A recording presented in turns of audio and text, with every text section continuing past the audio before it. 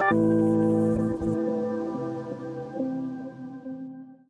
Space Friends, it's been a while. I've been working on this, you can't even see it, I'll show you, which is going to be the biggest rover that I've built. It is bigger than that one by a sizable margin. So I wanted to talk you through where I am with it at the moment, and kind of what's going on. So this is it. I mean, it's pretty big. It's pretty big. It uses the 2443 Technic wheels. I don't even know if they still make these. I don't think they do. They're from when I used to play with Lego when I was a kid. They were like the biggest wheels that we had. We had, I think, either 3 or 4 of them back then, and I've had a couple more since in boxes. Asked Dad to see what he could find out of his storage, and between us we managed to get 8. Or pushing all these bricks back together. I'll explain why that in a second. So using those, it kind of gave me the size that I wanted to work to and the footprint. And then this is where we are at the moment. It's pretty large. So let me talk you through what we've got. So we've got front section here, roof comes off. This will be the driving section. This is attached to the body. This section doesn't come off, just the roof. This is the next section. This section does come off, as you can see. So in there, we've got like the engines down there, and this will be the bottom section here. Oops. Obviously there's a lot of stuff that's loose at the moment because it's not built. We've got a roof section for this. This comes off. Doing this one hand is kind of tricky, to be honest. There we go. Right. There we go. There's another section there which then bridges into that. These have both got arch bricks on either side and windows on either side, so they kind of like match up inside when you connect them, which is quite nice. So this will be another section that kind of leads into the bridge with access down here. Now I'm going to change this and I'll show you why in a second. This is going to be completely different, the access, and this goes obviously down here to this tunnel. This tunnel has a rotating bit here, which you can see connects the front to the back. This tunnel, which is just literally fallen apart because I haven't built it, has a roof. You can take that roof off, showing you inside the tunnel, and the tunnel gives you access to the back of the vehicle. And the back of the vehicle is pretty big. So for the back of the vehicle, we've got a couple of bits. We've got these doors, which are quite cool. So we open this door and then put the ramp down. You can walk up here, get inside. There is an inner door in there, which I'll show you in a minute, which gives you the ability to have an airlock. And this is on both sides of the vehicle, which is quite cool. So that folds back in. Oops. There's a lot of stuff here that we're sort of working on that's a bit fragile at the moment because I haven't sort of worked out how to make it a bit stronger. But we'll get in there. Yeah, big body.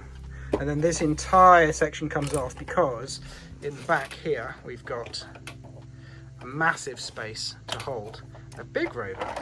So this guy is going to go in there, which we've built as a separate build. But I wanted that to fit in there. So to get that in there, take this roof off, we've got a very tall space that fits it. Got a couple of windows there that look over it. The tunnel down there obviously goes all the way through. And then we've got this section up here, which will be living and sort of like food, dining, living, sleeping kind of area. So the thing I was talking about here in terms of the access, I've just made this, which is a new ladder system, which if I take this entire section off, it's a pretty big section, take that off. So this is the ladder that goes from the bottom to the top, and I'm going to do the same thing on that side. So I will have to change the floor in there to accommodate it. So this tunnel goes all the way through from the front to the back, and then in here, you see we've got a tunnel that goes through to get to the vehicles. We've got 2 inner doors here, which lead to the outer doors and the ramps to get into the vehicle. These bars here help the whole thing not fall apart. One thing I noticed whilst building it was because I put a tunnel section here and essentially there is no bricks connecting the front and the back, apart from the ones on the bottom. It was very bendy. So these help to secure that and stop it from bending in half. Yeah, so this is kind of where we are at the moment. I haven't really decided what's going in any of these sections. Maybe this will be like a maintenance-y section, and then obviously above it we've got the living, and we've got the parking, and we've got something, and then we've got something above that, and then we've got the bridge. it's kind of interesting building this big. This is the largest vehicle I've ever built, and there's a lot of space to accommodate, and obviously a lot of bricks. But there's something about the size of this that feels quite good. If I was to put, for example, if we put this guy in, see if we can get him to stand up. There you go. Obviously, the height of him and the height of the... Oh, he's fallen over. Anyway, the height of him and the height of the roof is quite nice, in that he can stand up and he's got lots of space. There you go. So you can see that that's about the right height for him. And all of the rooms are a decent height for him as well. So you can stand anyone up in any of the rooms. And there's a good amount of space to play. And the scale between him and the vehicle feels really good. It feels better in the way that, like, the scale for that one isn't as good. Excuse the Christmas presents wrapping that's going on at the moment. Because even though that is what at the time I considered to be quite large, there's not a lot of headroom between the top of a figure and the roof of that building vehicle. So even though that feels quite big, the scale of this one feels more appropriate for a large scale Rover, which is something I find quite interesting. And actually, it's something I've thought about before, which is that a lot of the scale of Lego models is more to get the model a sort of like playable size and not too massive. Like, for example, these trucks, Lego City trucks, which are 6 wide, so they fit on the this is something my son's been building, fit on the Lego town, so they're the right width, but the actual scale for the figure inside is quite tight to the figure, so that you've got, the figure inside the vehicle and the vehicle can still drive on the road, so everything's quite sort of like miniaturized and tiny, whereas the scale of this feels more like minifigures could actually use it, be inside it, live inside it, because there's more space for them to breathe, and there's more space for the height of them. So it's interesting. I don't know if anyone else cares about this, but I just find it really interesting that the scale of this feels like more appropriate for a large vehicle, if that makes sense at all. Because I find that a lot of the large models you can currently buy still feel quite small in comparison to the figures themselves. Everything's not really in proportion. But anyway, so this is kind of where we are with it now. There are some bits that are kind of a pain, in, like, I've just fitted this, but I had to dismantle this entire section to do it, and I need to put another one of those ladders in here, which means I'm going to have to dismantle a whole chunk to do that, and every time I do that it all kind of falls apart, because there's not a lot of bits at the moment to kind of hold it together.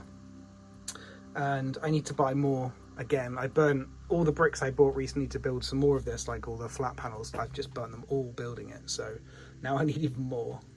So that's gonna have to wait till the new year. But this is where we are, and I'm really liking how it's looking. It feels like a really decent size, and I think everything's starting to look really good on it. There's loads of playability on this thing. Oh yeah, one thing is that the length of this panel is so wide, it makes actually putting it on quite difficult. The playability of it is quite good because it's so large. There's a lot of loads of space to play and loads of play features.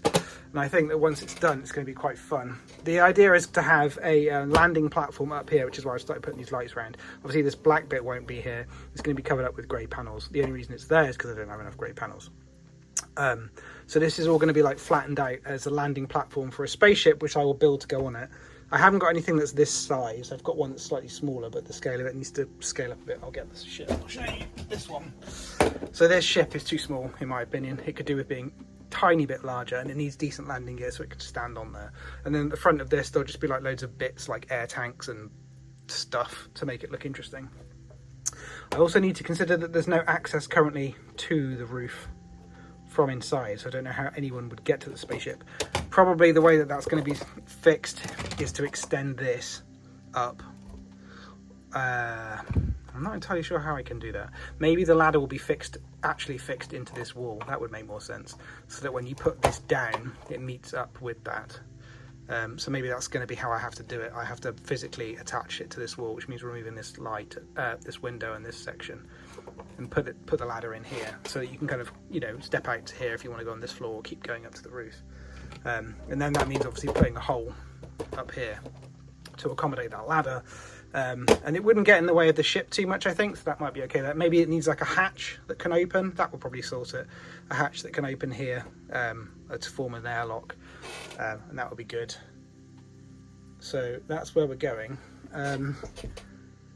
It's taking a while because it's a lot of bricks, and it's also a lot of thinking.